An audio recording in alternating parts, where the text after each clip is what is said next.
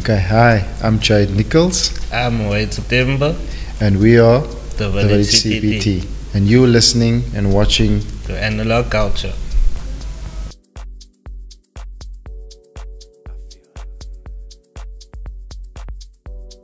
How the village Cape Town. How you doing, gents? Good, we're good.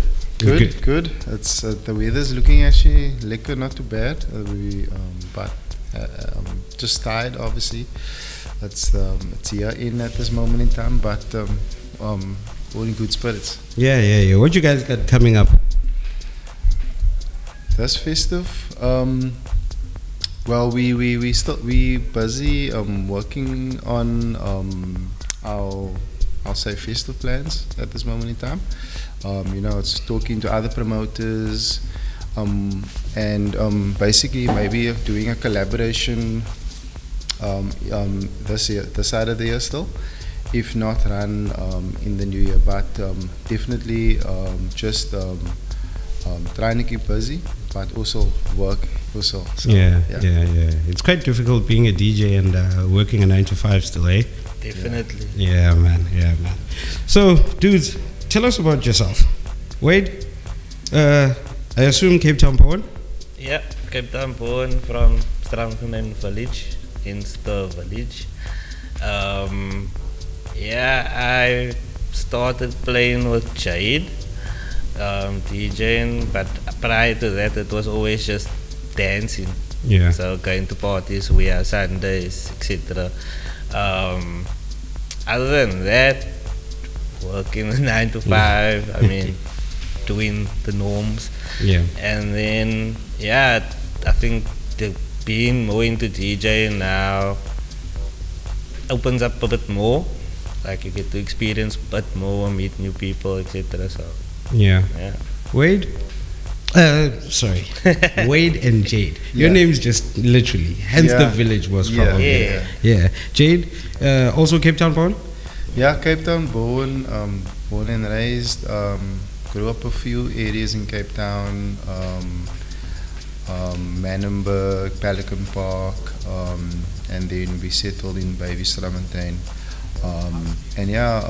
The Strummontein's nickname is the village, Yeah. hence our name. So it's rooted from the people. So our name is rooted from the people that it represents. But also, when we go to events and before we DJ'd, it was just all you saw was a village. You just saw like people from the village, like, and we live like 30 k's from town, if not further, 36 k's. And the closest place is town, if not Claremont or Edward Street. So we're quite at the edge of the CBD. CBD. Civilization. So when we started playing, it was impromptu, but it was also a case of choosing a name that represents us, but also choosing a name that represents what we're trying to do. So, and then by accident, actually, I'll never forget when we started, before we started working together, we were just like chilling, listening to music and producing. My friend Robin at the time, he was a producer. Yeah.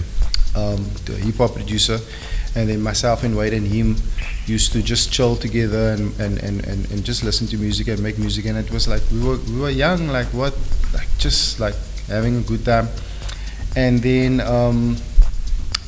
flash forward, he still went into the hip hop route. We got influenced by house very deeply, and then it was by chance that my neighbor was also a DJ. So they just recently moved into the area, and then we were chilling by my house listening to music, and then I walked outside, and he was like, "Oh, you guys listen to house music?" And I'm like, yeah. And then he was like, "Colored guys listen to house music." So I was like, "Yeah, what's wrong with colored guys listen to house music?" So that engagement made me realize what does deep house music actually mean if he's saying that to me. And his name was KG, but then as he comes from Pretoria and we from Cape Town, then it made sense. Like, okay, cool. So there's this kind of view of certain people listen to certain races, or certain people listen to certain music, and certain people listen to other types of music. So then that engagement just folded or molded our relationship even more. And then we were like, you know what, that would be cool actually if we like form like a cool colored duo in house music, and we shock like people that see us for the first time. And I can tell you, it's always that experience that gets us going. Like, okay, cool. But obviously, the scene has changed a lot since that. And Wade can tell you a lot more about that. Yeah. Let's go into colored dudes listening to house music. How did you fall into house music? Because literally, a lot of people in Cape Town listen to a mash of R&B music meshed with some of the home tracks, or some of the tracks that they mesh a whole lot of soul music with, so as it gives off that beat. How did you flow away from that into house music? Like literally, where did you meet deep house music? Do you wanna say where you meet? So for me, it was, so I used to be a R&B head from small. Okay, in high school, I should say. Also kind of where I DJ'd a little, trying to figure out that's what I liked. And then I went to Wehouse. That's actually where I first like started mixing with the music. Never knew the songs, actually didn't know the songs, the older versions of the songs. And then I was like, I'm gonna dabble, listen to that a bit more. And then I started listening to it only. I don't think my playlist is just house music now. So that captured me. It captured me, never let me go. On your end? So for me, my cousin, I listened to all formats of music, but where house got me was my cousin's. He was older than me, so and then he like had music on his USB, and we would like constantly like have parties at my home and things like that. So I would like just listen to any songs that play on the playlist. But then for some weird reason there was like groovy housey tracks. I think he had mixes. So you get mixes from like, you would play mixes from like Julian Gomez, and they would play mixes from like different that at that time it was still DJ Kent, it was Eufonza, it was all those guys. And then you start listening to what they're actually doing, you know, and how they blended different genres and different styles. And for me, I think I've always been like this curious Tom that didn't want to listen to commercial music per se. Not that there's anything wrong with it, but I always had this fray of going into something that's a bit more underground. So outside, I had a love for underground music first, and house music was just one of those folds for me where I felt that it was a deep connection from a very early age. And I think like us being friends just made that connection even stronger, with the music also being in that fold. So we would have like just socially, obviously socially us as friends chilling, and we would listen to house music, and it would just be playing for hours on end while we're socializing and chilling with our friends and our other extended friends. So it's really like, and like I said, the events, going to Wehouse and going to Dutch Base and a lot of other big events at that point in time. And I think also, I work in a very corporate space. So when I saw one of my colleagues who was quite a senior leader in my space, he was a DJ, then I was like, what? and there's a house techno DJ. Then I was like, okay, that's interesting. And then that's also kind of how I got even deeper. So it's like, you're at one point and then you just go deeper down that ladder. So it's more up that ladder. Something sparks that interest in it, and you just be more curious all the time. Yeah. Who's crazier between the two of you? I don't know. Depends, huh? Yeah, it depends. Yeah. Okay, who's the one that initiates tequila shots? That would be me. That would be you. That would be you. So literally, your choice in sound currently, what do you call it? Okay. Well, I've asked this question a bunch of times because I've heard deep house light, I've heard new age deep house. I've heard a lot of those statements, and I've been complaining about that they're taking away the core root of the music. The music will always stay deep house. Yeah. So when you change it and call it new age or you call it deep house light, it kind of ruins the growth of the music. Yeah. So what do you refer to it? I call deep house deep house. Deep house is deep house. Yeah. Yeah. For me, I look at it from like a sound production perspective, also from who influences my mixing or our mixing, or what journey does the music tell, right? Yeah. So I don't particularly think like, I can't play this or I can play this, but more like, does it make sense in our set? Does it make sense in the journey or the scope of what we're playing? And very early ages, like there was probably like 4 years where I just listened to Julian Gomez's mixes, and it was so where he starts with the intro, and it's just the old speech of artists. Then it starts with a deep undertone of sound to get you like into that atmosphere. Then the first track plays after that, which is maybe like the first continuous bassy track, and then the track sequences into something maybe groovy or something tribal or something more funky. So to define our sound is very difficult because we play to the venue, we play to the space, we play to the feeling. We often, when we speak about what we're gonna play, then we often go off feeling, but that feeling is always aligned. Like I will say, I'm feeling funky, and then he's like, yeah, I was thinking the same thing. Yeah, or he will be like, I was prepping funk, then I'll be like, oh, I also have like 5 or 6 deep dubby tracks. So I think it's not about just being different and unique. It's also about just having a sound that you can be consistent with, but also creative with, Yeah. So we're not scared to push boundaries, to push elements. I think we've always pushed. I think that's what makes a great DJ, in my view, or great or artist in that sense, is someone that isn't scared to be creative. Yeah. And that's what we aspire, to do constantly. How does the space feel like for you in terms of being an artist and being a DJ?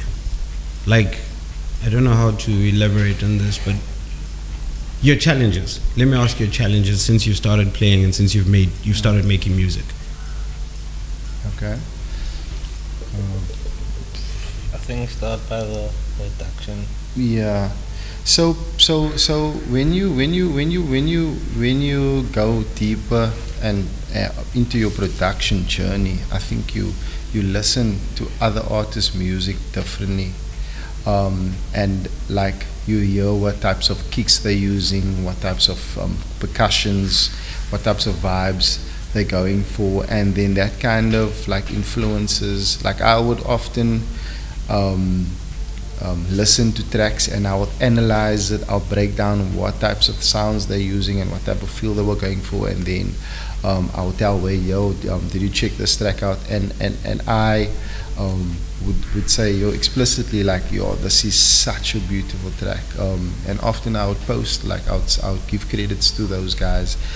C Moody is one of those artists, I think, that's doing quite well in terms of his production. Yeah. We listened, Wade sent me a track of Frieda, German producer.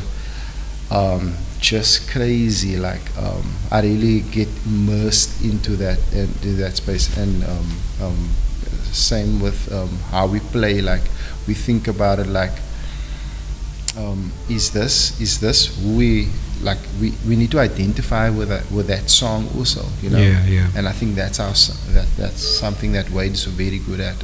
We will constantly put together a set and be like, these songs are us, and these songs are not really us, but we can work it in, and then we put it in that type of sequence. Yeah, I think in terms of when we jumped out, we knew we knew everybody in a sense of friends in terms of dancing. So when nobody actually heard us before playing, and we weren't very socially on, like, social media platforms and so on. So I think our challenge at the beginning was we needed to get out there, but we didn't know how. I think that's when we came to, what's it called, Carefuls. Yeah. Which is where we kind of got more out there, started asking around and getting more in touch, and I think that was one of our main challenges originally. Yeah. For now, it's more balancing work and DJing for us, and also producing at the same time. So, I mean, Jade is, we have a baby, so that too. So family life comes also first. So that's just juggling all of that together that we try to. That's kind of more our challenge right now. Yeah. Monetary-wise, is the scene doing you justice in terms of how much you spend on the genre and the return of it? I think when we started DJing, we didn't look at it from a monetary perspective, to be honest. We looked at it from, this is like, you burn to plays, you know, like, you have extreme addiction, and DJing is that, producing is that. It's like, and being a South African, as how our music has just gone from small, just us listening to it in certain niches, it's now like I would say every second club wants to have a Sunday deep house night. That wasn't a case in Cape Town, that is now. Yeah. I know in Joburg it's different, like this. Deep house is being a bit more respected in most spaces, but like, for me, monetary, obviously, we have our jobs, so our jobs pay for our lives. DJing doesn't, and if it were able to, I think then we would have probably pursued it in that light. But for us, playing is just a case of for me, and I think when we had the discussion around why are we the Village, why are we gonna do this, why are we gonna play, it was a case of our creative expression that needed to take place, you know. Yeah. Monetary will always come. I think that's always the belief. But yeah. Yeah, for me, again, as Jade said, it's more for us to be creative and express ourselves. It's not really about the money for us, about the music. Yeah. And having fun and giving other people time to have fun, like showing them a good time as well. In terms of, like, I spend a lot on music, so it's for me it's not really about the money at all. Yeah. I want to ask a follow-up to that, but Okay. it's a very controversial question. Yeah. There's people that do this for a living, right? Yeah. Instead of doing a 9 to 5, they do Yeah. the DJing thing. And what I've noticed is everybody in South Africa loves music to a point that people actually buy equipment. They buy controllers, just so as when they invite us to their house, they literally can DJ for the people there. That's how much they have passion for the music. That also then brings the concept that you do not fall in love with music to play it for yourself. You fall in love with music to play it for others, so as you can share that feeling and emotion with others. So a lot of these DJs that literally don't work but do DJing as a living career, right? They end up losing spaces where they should be playing, because there's a whole bunch of us who want to get into the industry, and literally we're not using it as a sustaining platform. You hear what I'm saying? Yeah. What is your thought on that? If you were to quit your 9 to 5s today and start playing, I think that is when you go for, okay, and the music industry is very cutthroat. Firstly, it's very it's difficult to crack to make it a living. I think I mean, I've not just DJed, I've been in bands, I've been playing instruments for quite extended time of my life, like since I from primary school, like. So and sorry to cut you, to add to that, you're actually literally now releasing EPs on EPs. That are great music.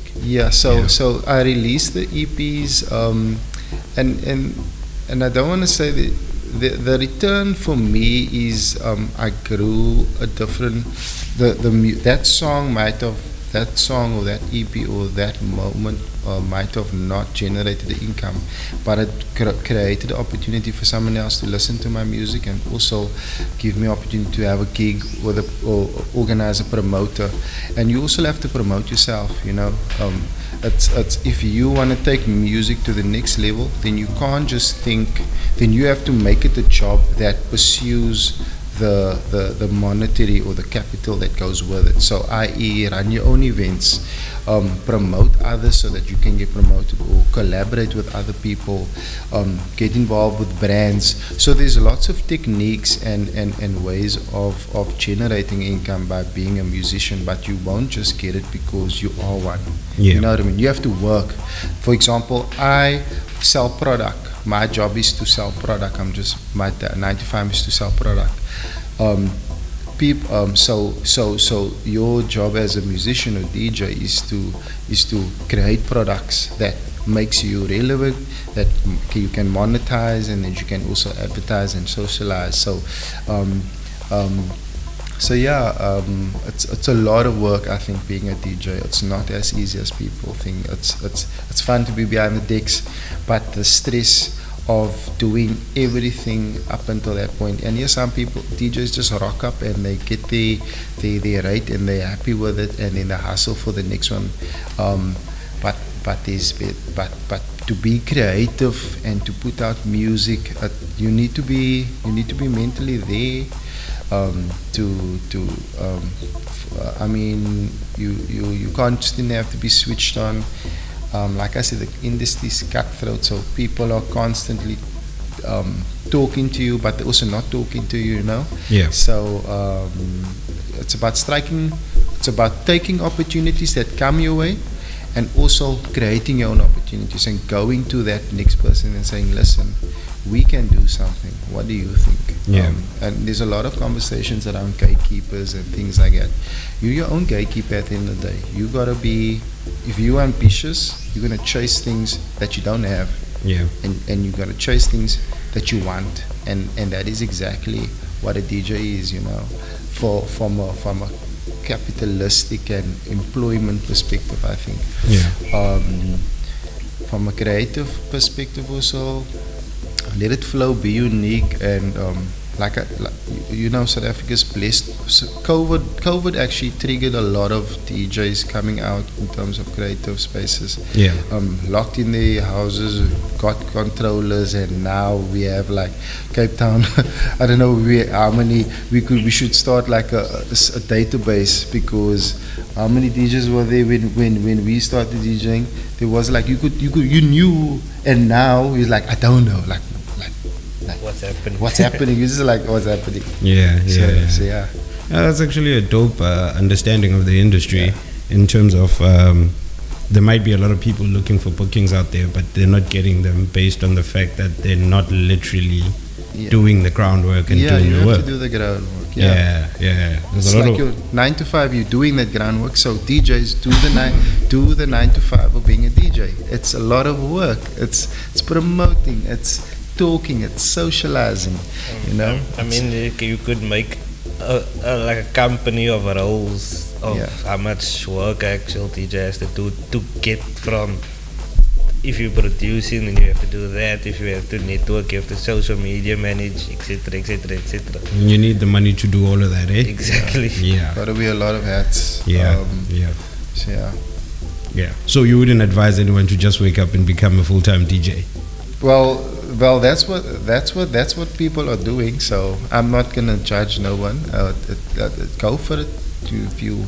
If you're gonna go for the money, then just know you're gonna work. You must work hard for it. Cool beans. What are you guys? Who's your favorite artist currently? I know there's many. I'm just looking for that one whereby on every set you play. That one set. artist that you've got the whole catalog of. For me, I can say for me. It's probably gonna be for me also. For me, currently, for a while, it's actually been Dankie de Azo Clutch. Yeah. Yeah. Nah, his music turns our sets from what we call when's that moment, you know? So, yeah, when's that moment gonna happen? And Yeah. then when we play it, There's always that moment. There's always that takes one. off. It's like we could play an opening set and be like, see that track we can maybe drop in there.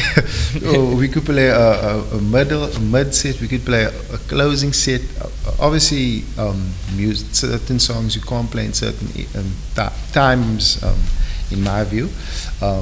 But to Wade's point, I think we always find a way to have a sound that works for his type of sound. Yeah.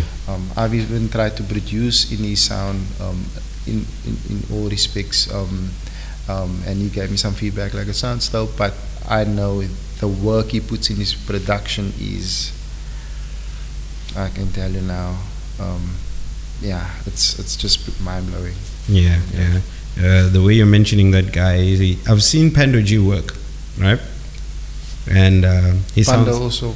he sounds like that guy when he works. Yeah. Like he can spend hours and hours trying to figure one thing out. Yeah. It's like he's got OCD for particular sound and how it must end.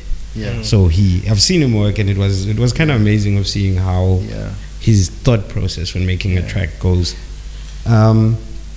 You guys had a track come out on Freerange. Congratulations on that. Yeah. There's very few newcomers, I should say. Yeah. Yet you're not newcomers, but there's very few people that have dropped tracks on Freerange and it came out on vinyl. How did that feel for you guys?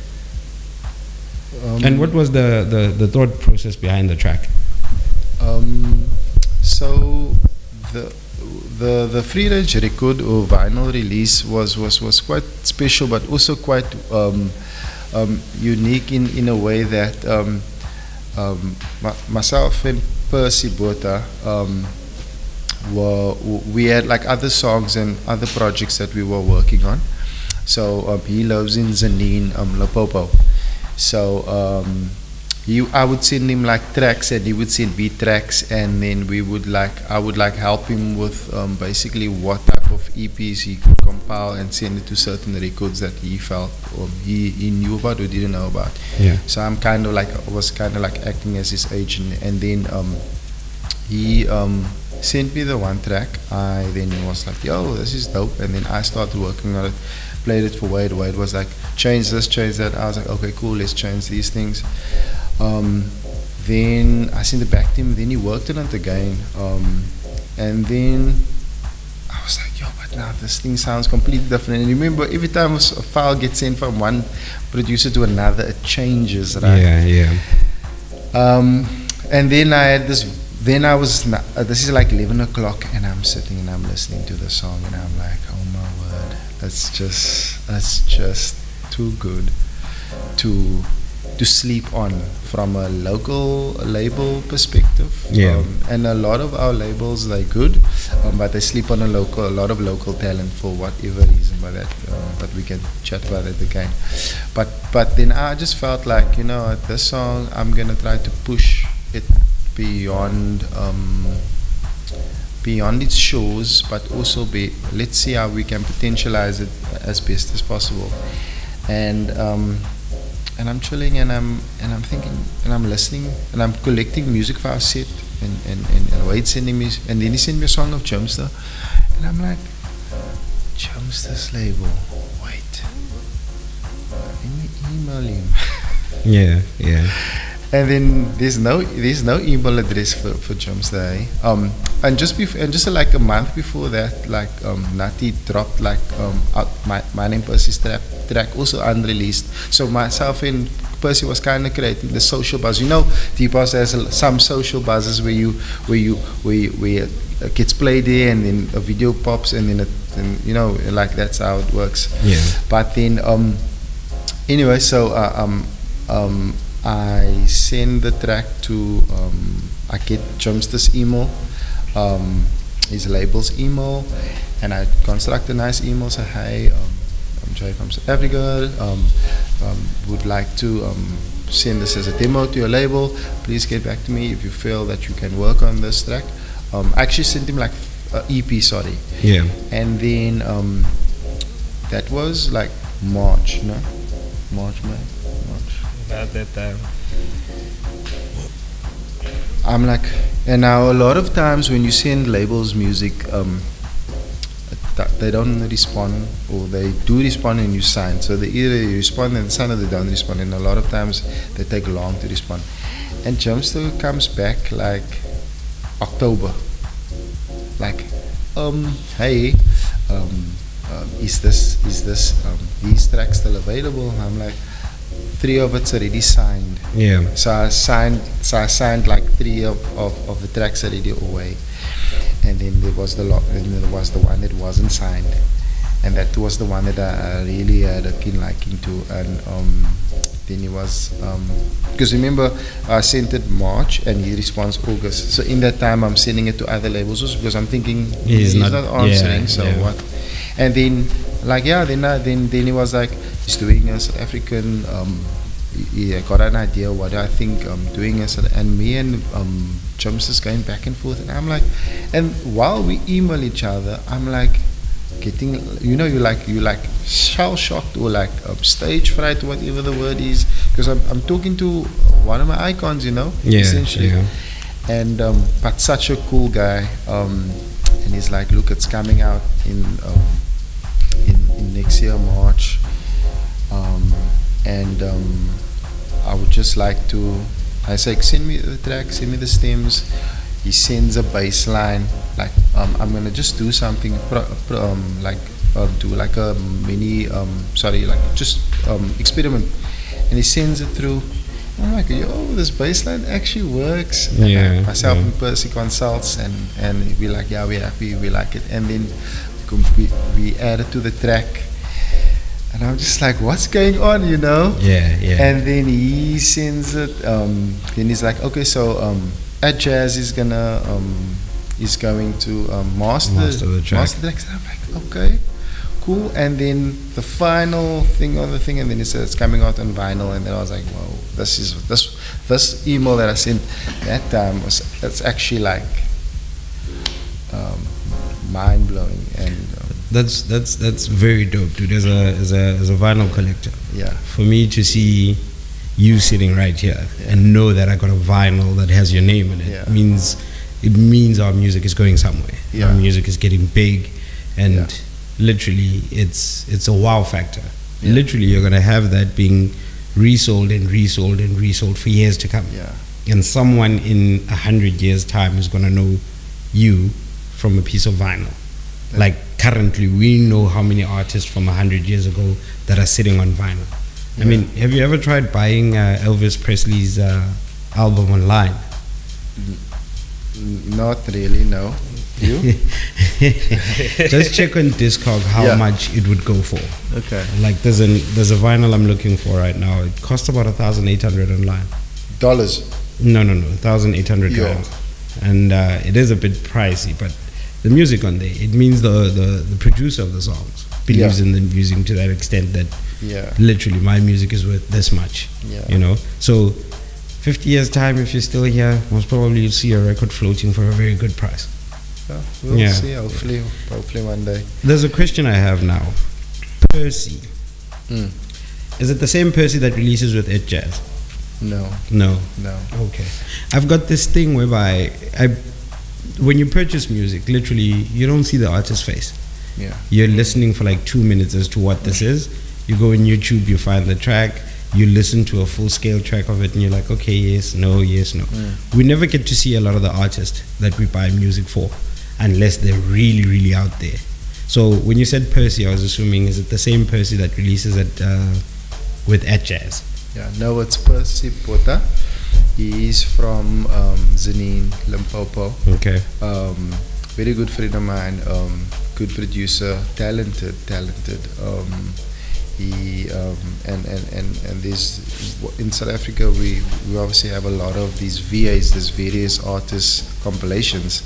So he was on that a VA that came out on Tux's label and Deep Sword, TD Grooves. TD Groovers, yeah. And then I was like listening to his songs called Baptism, and I was like, yo, this track is hard. And then we became friends on social media, and then we just chatted and bonded. And then whenever we get a chance to play opening early, nice, chill, that's the perfect music to play. And Wade's like the guy that always wants to play both us tracks. It's like, I'm gonna play it now. Okay, cool. Just play it. The tequila guy. Yeah.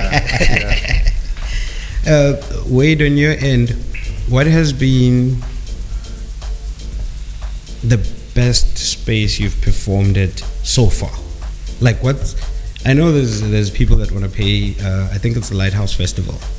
I was speaking to somebody and they're like, next game is Lighthouse Festival. What has been the highlight of the gigs that you've played? The highlight of our gigs. So our biggest in terms of name was Warehouse when we played Warehouse. Yeah. Other than that, we also played Sizzle. We played Sizzle. Iconic clubs. Yeah, we played Club Paradise a few times. Yeah. And then a lot of we Chili played a lot Bar of also. events. So like Chili Bar booked us, and we've also had obviously our own event called Deep in It. Yeah. So we've played a lot at those also. But I definitely think to Wade's point, Warehouse Sunday was something that was a surreal moment. Like just thinking about that day was crazy, because here you are going to a space that you're just a dancer essentially for years and years and years, and then Wade messages me, we're gonna play at Warehouse. I'm like, no way. That's It was absolutely- a moment that it took us a while to like let it sink in. Yeah. And you played at Warehouse, right? That's where I saw you. That's where we know you from. And how's Warehouse like you? It's one of those spaces where the reception for the music we play and love is hundreds. There's no one sitting down and saying, when are they going to start playing that genre or that genre? Yeah. It's literally House heads that will challenge your ability to say this is a good track or not. In a sense that they listen to music, so whatever you drop, you're looking at those two guys that might know or not know, and then you'll know whether the track is a feel-good track or not. So it's like when you talk about creativity and experimentation, that's where you get it. I don't know if you know who Odwa Noah is. Odwa, yes. Yeah, from he was part of the Defenders of the Deep earlier days. They used to cover town with vinyl. Yes. I went to Warehouse this one time. he opened up with a track called The Ghetto. Like it's an old track, but it's a funk track, right? Like old school funk. And the build up of his set, I was like, Yo. yeah, this is something new.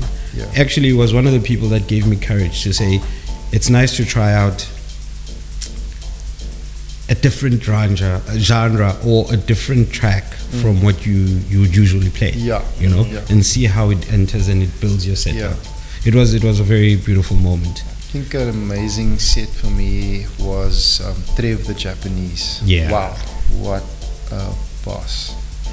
Like, just from track one, like I already played a 2-hour set in town, I think.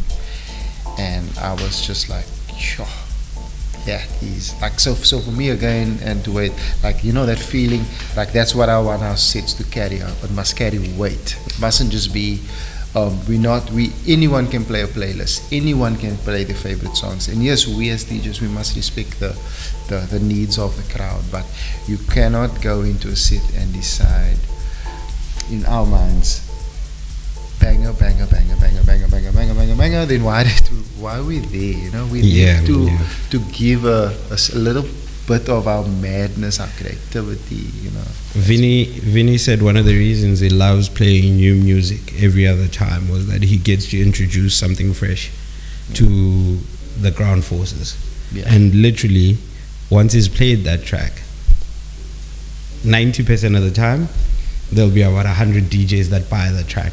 Yeah. And they start playing it somewhere else. Yeah. So he was like, he really loves that because it gives artists an opportunity to have their music bought. Yeah.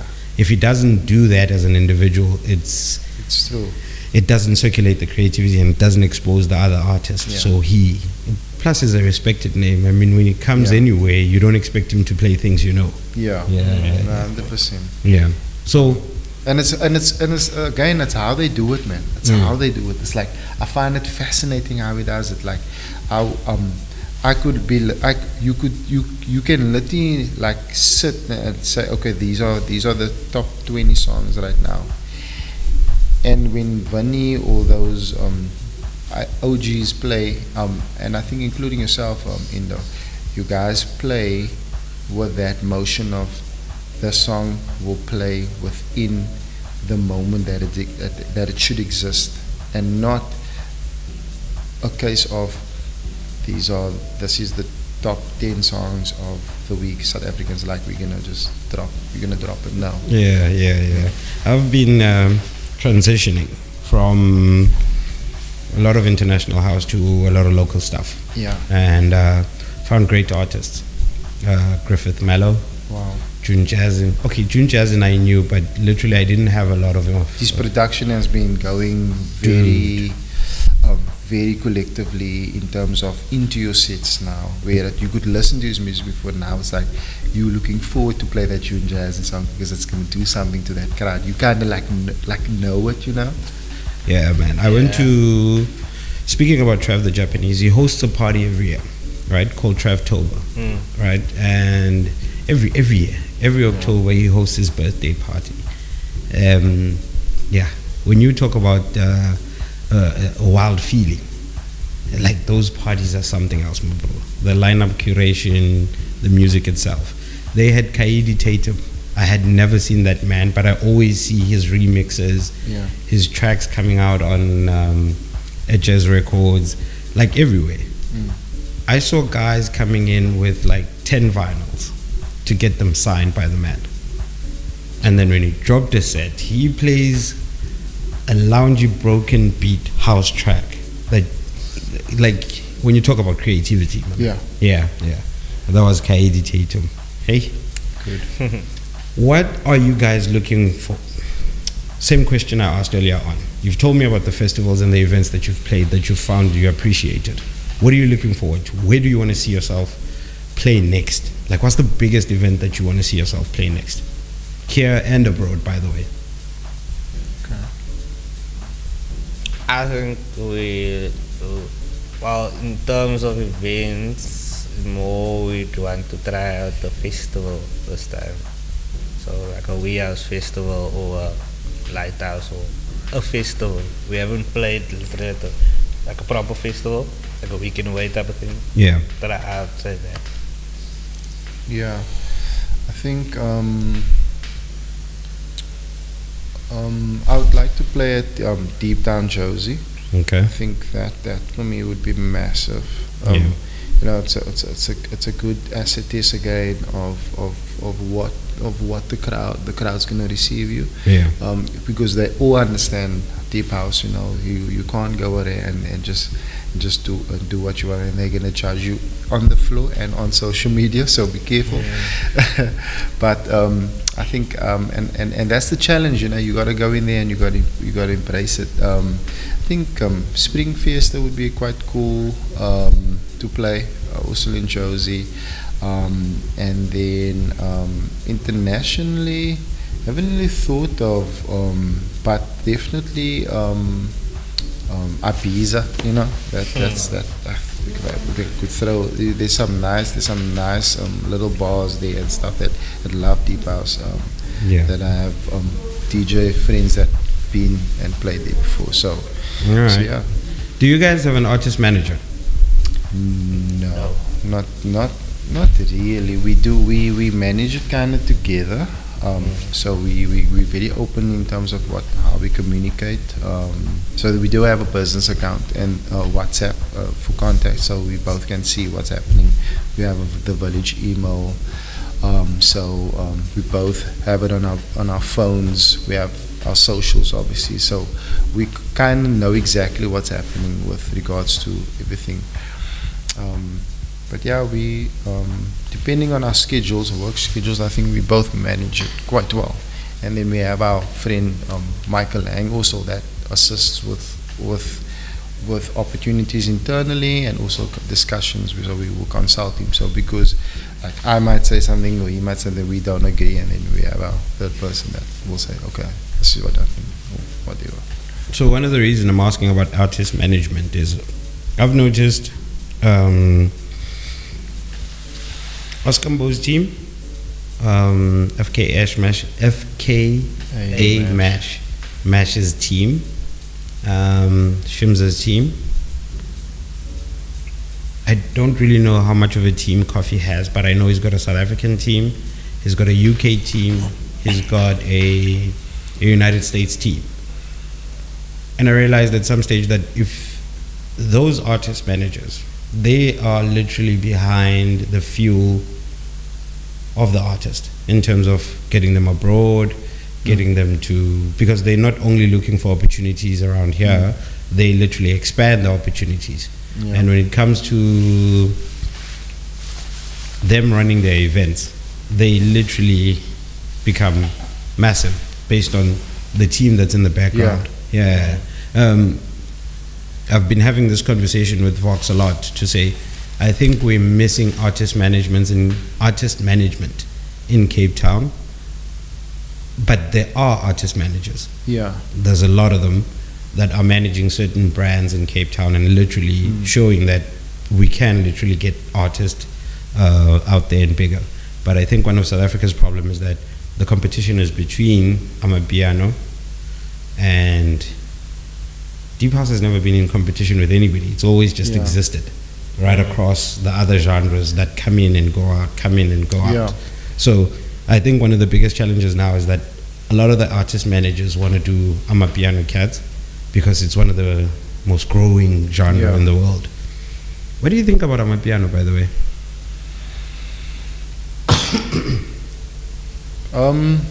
I want to hear Wade start very quick. I don't really have a take on it per se. I'd listen to it sometimes, but it's not really my style. But yeah, that's about it. I don't dislike it, I'd say. Yeah. Look, you know, it was Mzansi House Volume 9 when Vanita Vinci dropped is video Soul Tape and Calvin Mono, and at that point, it was like mad, like, because I listened to that album, so it wasn't really called Album Piano. It was like it had a different name. Yeah. So since that has obviously now moved more into this populist culture and this popular sound, but a lot of, I was listening to that album like last week, and I was thinking, like Calvin Mona really took that soulful type of, I don't know what the genre is or what the style of music, but it wasn't called Amapiano at the time that Calvin Mona dropped that album, you know. And it's very classical, very soulful, and like I say, the log drums in there, the sound composition is so beautiful. Now it's a case of it's morphing more into Afro with Amapiano, with the 3-step, with so it's a masking of a lot of different sounds. And one thing I will say about Amapiano and just house producing in general, and all of it as in general, I think South Africans are just extremely talented. Like, they can turn anything into deep house and they can turn anything into Amapiano. So you must be careful what you release, because it could become something that's our staple at the end of the day. And I just think, like, I just respect the creativity and the time it takes to produce something, you know, remotely different from the original. But I don't play Amapiano in my sets, we don't. But yeah, that's just because we are on the spectrum of keeping our house culture in order, and that's what we signed to do, and that's the sound that we because I don't know how to build a set that you didn't hear with Amapiano in essence. So yeah, I think it's Calvin Momo. Yeah, I think so. I used to confuse them with Mao Keys. Mao Keys. He's actually, I listen to the genre based on the sound it gives, what creativity is there. Kabza the Small is one of the most talented of a lot of these dudes. His music is a lot healing and soulful than literally just the hard stuff. Yeah. 3-step. Love it. Yeah. Yeah, big fan of it. I think Thagzan did a good job with coming out with that genre, but it's now going to it's everything's becoming 3-step. So, and I think I've seen posts on of a lot of different people saying, don't 3-step everything. The thing is what I would say is South Africans are talented. They're gonna do whatever they want to do. Like I don't knock the creativity. I just think, like, there is no limit when it comes to South Africans and creativity. There isn't. Yeah. Because we think it's now Amapiano, we think it's now 3-step. Next year, something else can happen. Yeah. Like that. Yeah. That's just how it is. Like, you just got to be prepared, and just think how competitive the landscape it is to be in now as a producer. You got to be better than what it is currently now. Yeah. And some people say it's getting worse, but how can you say it's getting worse when it's only being more popularized and more, because people are driven by numbers and all those other things. So yeah. Is it Thagzan or was it Dlala Thugzin who did the disturb first? Thagzan. Which song? Magnificent Dance. Okay. When did Thagzan's track, Dlala Thugzin's track come in? Off like a few months afterwards, like 7 or 8 months afterwards. I'm going to research this because I found something interesting in that. Okay. In terms of who came out first. And because Thagzan dropped on Rocco's album. Yeah. Right. And I know when I saw Dlala Thugzin dropped, it was literally like a few months afterwards. I saw, like, I looked at it also myself, but I could be, maybe there was a previous release of this whole thing unfolding. But like I say, things are bottling at the same time in our scene. Like, if they from the same area, both, I don't know, they're both from Durban, I don't know. But if they were sitting in the same studio, don't know. These things are, it's crazy. Like, you got Thugson's new friend, Suffocate. Yeah. Talented. He's also been bagging tracks since back then. So there's a lot happening that people don't know. I don't have the answers, but I will take the time to at least do a little more research and have an informed opinion instead of having an opinion that's just like unsure. Yeah. Yeah, I get you. I'm actually going to research this and I'll post it on the page to say which is which. Yeah. Because one thing I picked up was when I was listening to Magnificent Tugson's song, and then I was listening to Lala Tugson's song, it took me back to Qom at CTMF's festival, the last one before before COVID. Yeah. We were sitting, you know how they do their weekly studio sessions, Mas, throughout the week. And there was these two guys from Durban that apparently they were the ish in Durban, and they had been booked in France. There was a club dedicated to Qom in France. And literally the music got pressed on vinyl because it sounded techno-ish to them. And literally it was 3-step sound. The bass kick line, it was 3-step sound. And I was like, okay, it might have not been called 3-step then, it might have been Qom back then, but now it's 3-step.